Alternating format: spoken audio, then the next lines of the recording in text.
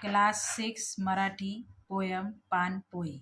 उन्हात घामे जुनी अंगाची होती या लाही लाही लाही लाही, सूर्यकिरणांची लागती उष्ण गरम झळाई, आठवते दत्त उन्हातली थंडगार सराई,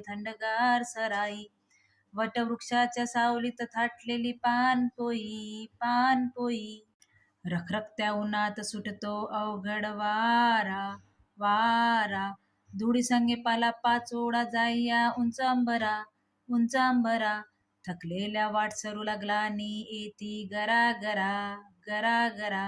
पिऊनी पाण्याचा घोट तेव्हा महत्व कळे खरा, या दिवसात चोहीकडे पडते कडक ऊन, सारखी लागते सारांना मोठी तहान, पिण्यास ठेवतात पाण्याने भरलेले रांजण, रंक सोवा राव हे पाणी पितात सारे जण, झाकलेला लाल कपडा गार पाणी रांजणात, भरपेट पाणी पिऊन तृप्त वाटते मनात, धन्य असो ज्याने थाटली ही पानपोई उन्हात, पिऊन या पाणी दुवा देती सारे त्या सज्जनास. ही कविता अय्यूब पठाण लोहगावकर यांनी लिहिलेली आहे.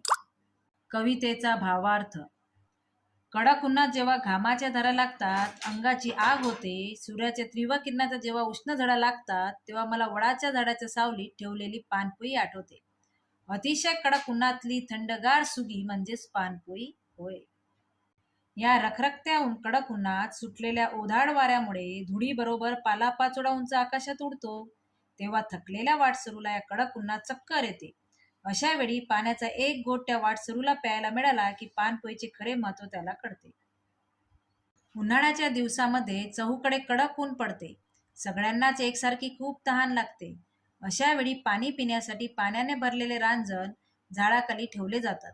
श्रीमंत असो, गरीब असो, राजा असो वा रंक असो, सर्वजण या रांजणातले पाणी पिऊन आपली तहान भागवतात.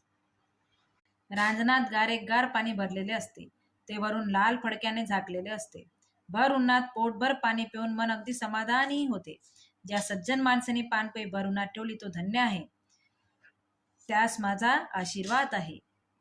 अंगाची लाई होणे म्हणजे उन्हामुळे अंगाची आग होणे. दग्ध ऊन म्हणजे भाजणारे ऊन. पानपोई म्हणजे वाटसरूंना रस्त्याने येणाऱ्या जाणाऱ्यांना पाणी पिण्यासाठी केलेली सोय. रखरखते ऊन म्हणजे खूप कडक ऊन. ग्लानी येणे म्हणजे चक्कर येणे, धुंदी येणे. रंक